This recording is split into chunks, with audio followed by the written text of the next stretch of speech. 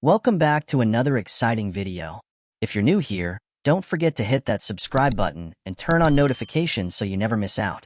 At that time, the sage was sitting on his ethereal chair, reading an old book by the light of a waning candle. Suddenly, he heard a voice from the void saying, "Didn't I tell you not to tell anyone? Oh my heavens, is someone speaking to me, or am I hallucinating? Didn't I warn you about death if you opened your mouth? Oh cursed sage." Taj suddenly appeared before him, visibly annoyed and angry as she approached him. She moved closer, her eyes turning completely black while her long hair moved as if it was battling against a strong wind. "Let me explain to you." She kept advancing without giving him a chance to speak, so he defended himself saying, "I had no choice. I was forced. He threatened me with death if I didn't tell him." And when his death became imminent, the sage decided to use his last trump card, life, then added in fright, "Life is my wish. I made a deal with you, and I don't think you will go back on your promise to me." "Shut up," Taj shouted. "I have survived death." But before she left before him, she said words he didn't understand and then wiped her hand over his face. At that moment, the sage felt as though everything in his body was contracting, and his body began to shrink little by little until he disappeared completely, leaving behind only his clothes that fell to the ground. Then, after a short while, a mouse with a relatively long beard, resembling that of a billy goat, emerged from the sleeve of the sage's clothes and stood on its hind legs, looking at Taj for a while before it scampered away on its four legs. In a narrow room filled with spider webs, the child found himself alone with the baby phoenix after his father left him under the care of the witch Ire and went to work with the Nightmare Organization. Due to loneliness or perhaps longing and emptiness, he constantly closed his eyes and tried to communicate with his grandmother through telepathy. "Iqleel and I feel sad about your separation and miss you all the time. Can you hear me, Taj?" Since he received no indication from her of any response, he repeated that telepathic process multiple times, finally stopping only when he fell asleep from exhaustion and repeated attempts. Then, in another attempt to contact her, he resorted to another method, where he spoke to a little bird that landed on the windowsill of the small room. "Oh little bird, I will give you something to eat in exchange for going to the dark forest and telling Taj that I want to talk to her." However, that little bird looked at him strangely without understanding a single word he said and then flew away. The failure from those attempts multiplied within him, reinforcing his feelings of loneliness and sadness. He had permanently lost the skills he learned from Taj, and his strength had faded. Several days passed in that state of misery and weakness before he woke up in the middle of one cold night due to Iqleel, who was staring at a specific point in the darkness of the room and growling loudly, as if it sensed an unfamiliar presence approaching. He said lazily, "Why are you waking me up at this late hour of the night?" Iqleel did not stop growling, so he knew it was trying to tell him that there was someone else in the room with them. He said, pulling the blanket off his body, "Who's there?" "I didn't expect Iqleel to discover me while I was hidden," said Taj, then continued as she revealed herself. "It seems that his skills have begun to develop well," he exclaimed while hugging her. "I knew you would come." The phoenix chirped happily, flapping its wings and tail when it saw its master hugging Taj, and pushed itself forcefully between them. The soft moonlight filtering through the small window allowed the grandmother to see her grandson and the bird, both of whom looked exhausted and malnourished. "It seems Ire is mistreating you too, little ones." "A bit, and the food's taste here is terrible, and Iqleel hasn't eaten anything for the past few days." "I knew this would happen," she said as she offered them a basket full of food. The sight of them devouring the food with such greed indicated they had reached the limits of hunger, and as Taj looked at her grandson's face while he ate, she sensed that something was troubling him. This was what she confirmed after a while, because when he finished eating, wiped his mouth with his hand, he asked her, "Is this Ire my mother?" She replied excitedly, "This crippled woman is your mother." "Who told you that?" "That's the only explanation. Otherwise, why would my father leave me with her and go?" "I told you that your mother was a fairy. Didn't I teach you how to distinguish between a fire creature and a clay creature?" "Yes." "Then, is this crippled woman a fire creature?" "I don't know." "What do you mean you don't know?" "I feel very weak." "What happened? Tell me." He explained to her all the things he was feeling and told her that he could no longer use any of the strength she had taught him. When he finished, she asked doubtfully, "Are you sure about what you're saying? I feel like I've completely lost my strength." "Don't be silly. Your strength won't disappear after it has stirred within you." At that precise moment, and just before she began diagnosing his condition and suggesting possibilities that could cause a hybrid creature to suddenly lose its power